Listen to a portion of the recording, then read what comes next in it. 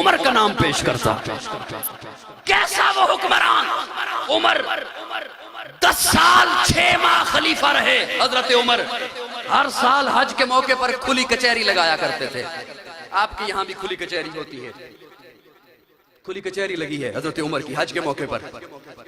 दरमियान शेख साहब उठे, अमीरुल मोमिनीन जी, आपने कानून बनाया है कि कोई गवर्नर अपने दरवाजे पर चौकीदार नहीं बिठा सकता। हाँ बनाया है। आपने कानून बनाया है कि कोई गवर्नर बारीक रेशमी कपड़ा नहीं पहनेगा। हाँ बनाया है। उस साहब ने कहा मिस्र का गवर्नर अय्याज, आपने उसे मुंतखब किया है।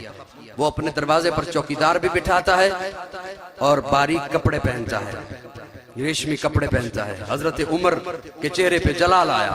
उसी वक्त पुलिस के सरबराह आईजी मोहम्मद बिन मुस्लिमा को कहा कि गवर्नर मिस्र को गिरफ्तार करके लाया जाए। मैं 2 झलकियां सिर्फ अर्ज करूंगा। गवर्नर को, वो मोहम्मद बिन मुस्लिमा मिस्र पहुंचे, देखा चौकीदार भी है, लिबास भी ऐसा ही है, गिरफ्तार किया अय्याज को। उमर की अदालत में पहुंचे, उमर की अदालत लगी है।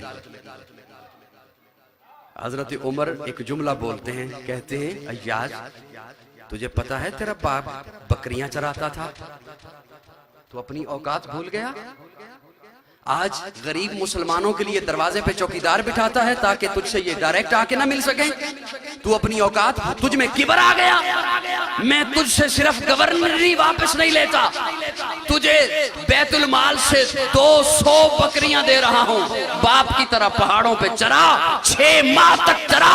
जब तेरा पारा नीचे आ जाए, तुझे अपनी औकात याद आ जाए, उमर के पास वापिस आ जाना, उमर तुझे वैसा ही पाएगा। उमर, आज इन स्कॉलरों को उमर याद नहीं आ रहा जिसने दुनिया भर को तर्ज़े हुकूमत सिखाया है, जिसने हुकूमत करने के तरीके सिखाए हैं, हुकूमत कैसे की जाती है। इन्हें क्यों वो उमर याद नहीं आ रहा? वो आधी दुनिया का हुक्मरान था। मर्दे जलाल मर्दे हुनर भेजना पड़ा, ऊंचे बदन पे ऊंचा ही सर भेजना पड़ा। सबसे बड़े नबी की हिफाजत के वास्ते फौलाद से भी सख्त बशर भेजना पड़ा। बढ़ने लगा था जोर जिहालत की फौज का, रूए जमी पे रब को उमर भेजना पड़ा। कैसर रूम ने हजरत उमर की खिदमत में एक शख्स भेजा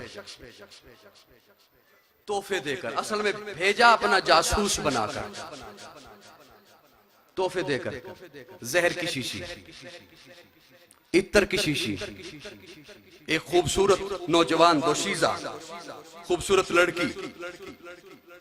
वो शख्स आया मदीना मुनव्वरा में, तुम्हारा सरदार क्या कहाँ है? लोगों ने कहा हमारे यहाँ सरदार नहीं होता, हमारा अमीर होता है। अच्छा अमीर कहाँ है?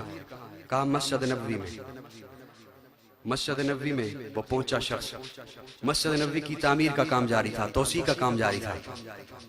पूछा तुम्हारा अमीर कहाँ है? उस लोगों ने कहा कि वो जो मिट्टी का गारा बन रहा है ना, उसमें जो खड़ा होकर गारा बना बनाकर मजदूरों को तकसीम कर रहा है, वो अमीरुल मोमिनीन है। पहुंचा हजरत उमर के पास, मुझे कैसर भेजा, कैसर रूम ने। अच्छा तोहफे देकर भेजे। क्या तोहफा? कहा ये जहर की शीशी है, ये उसने भेजी है कि जहां उमर तेरा दुश्मन हो ना, जिस रास्ते से आ रहा, अगर वो चखे नहीं तो उस रास्ते पे गिरा दे, ये उसके जिस्म से जहर छू जाए तो वो मर जाएगा।